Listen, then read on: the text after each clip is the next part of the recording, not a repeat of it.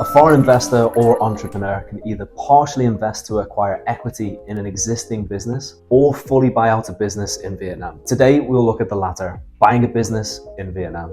Some of the advantages to buying an existing business in Vietnam would be potentially acquiring a great location and lease agreement. The difficult startup work has already been done. Buying an established business often means immediate cash flow. The business will have financial history and hopefully a proven track record. And of course, all the employees and managers will already have experience, so that will save time and training. So what are the most common types of business structures and how do they affect the purchase procedures of buying a business? First up is a family-owned business. This is really common in Vietnam, and if you look around the streets, most of these small businesses have this legal structure. Some of the positives are the taxes are much lower, and also it's easier to run as there's less scrutiny into these business structures. But then some of the negatives. The business owner is actually fully liable with their personal capital, unlike an LLC, which we'll discuss later. And also this business cannot be sold. So if a foreigner wants to buy this business, it must be converted to an investable legal structure first, like a Vietnamese LLC. So next is the Vietnamese LLC. Vietnamese owned limited liability company. A foreigner can still buy a Vietnamese LLC, but still needs approval from the DPI, Department of Planning and Investment. And also you should check with your lawyer or check with us because there are some restrictions for foreign investments, but we'll take a look at that later in the video. And finally is a foreign-owned LLC. This is really easy for a transfer because they already have all the certificates. So that's the IRC, the ERC, and potentially all the sub-license as well. So what are business lines and why are they so important?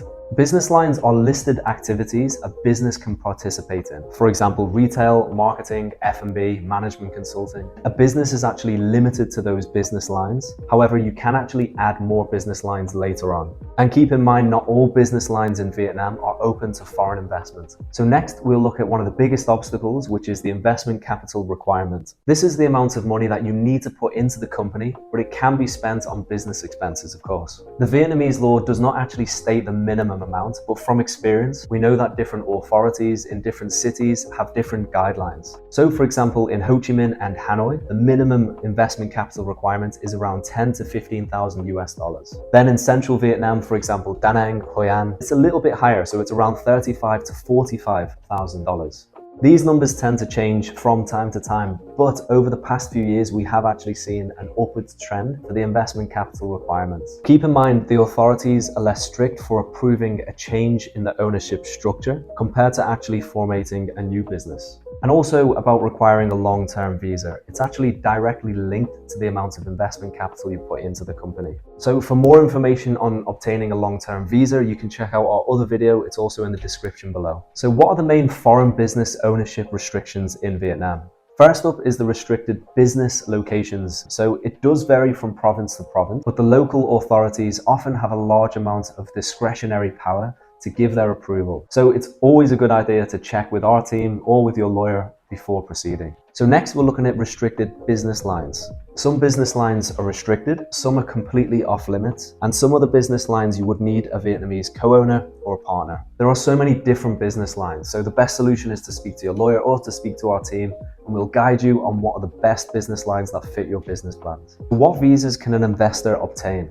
First off is the investor's visa. If your capital contribution is less than 3 billion Vietnam dong, you're entitled to up to a 1-year multiple entry visa. So this actually can be easily renewed each year. And if your capital contribution is over 3 billion, you're actually entitled to a TRC with a validity period of 3 years. It might also be possible to obtain a work permit and visa, however it's more difficult. There are also some additional costs that you need to consider. For example, social insurance, health insurance, which are required. Being an employee, you pay personal income tax from 5 to 35%, and you need to qualify for some of the requirements. So what are the procedures of actually buying a business in Vietnam? Let's look at the timeframes and fees. The time frame and fees vary due to the current ownership status, the desired ownership status, the location of incorporation, and also the registered business lines that we talked about. So I can give two examples. Example one is a fully Vietnamese owned company that you want to buy 100% of it. The estimated time frame would be 3 to 5 weeks, and this will cost around 300 to 450 US dollars. So the second example would be buying partially or fully foreign owned business, which is technically easier. The estimated time would be from 4 to 6 weeks, so it's slightly longer, and also the fees are slightly higher, from 450 to 600 US dollars. So there are some some things that you need to consider regarding the operations of the business that you would like to buy. First of all, a successful handover from the business owner. It's usually better if you have a handover period from a few weeks or maybe a few months, depending on how complicated the operations are. This gives you time to delve into the operations and the previous owner will still be able to support. And also you need to make sure that the previous owner trains you and shows you about invoicing, the POS system, all the processes, contacts of partners and suppliers in the company, the CRM, customer database, and also all the intellectual property, social media channels, email, Google, etc.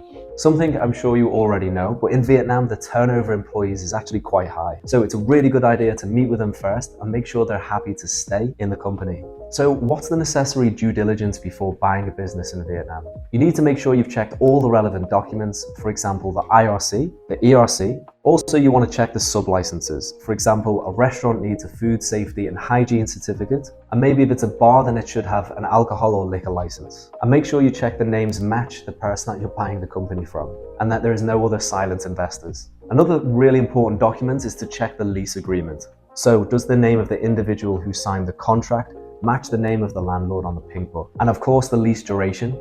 Make sure you have enough years to be able to get an ROI. And a very important one is the liquidation clause in the contract. How much notice does the landlord need to provide you before he wants to liquidate the contract? And also, is there a penalty if he does so? Potentially, the landlord could liquidate the contract and then open a new business in your place. Maybe it's a copy, but this is quite rare. It's actually more likely that the owner sells the land, resulting in liquidating the contract. So the only way to protect yourself from this is to make sure that there is a notice time period clause in the contract, and even better if there's a penalty, and this should cover your investment cost, of course. So finally is finance. Checking financial reports.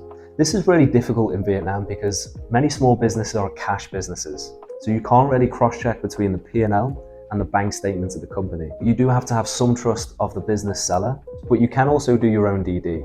For example, collecting data, making your own financial forecast. This is of course not ideal, but it's just a way to double check and reduce your risks even further. Who is in charge of the financing and accounting of the company? This is actually one of the most important positions to make sure your business is compliant with the laws and regulations moving forward. Take a look at the article in the description below for more information about tax reporting and compliance. We also know some great English-speaking accountants in various cities, so contact us for a referral. Thanks very much. I hope this video helps, and if you've got any more questions, don't hesitate to contact us.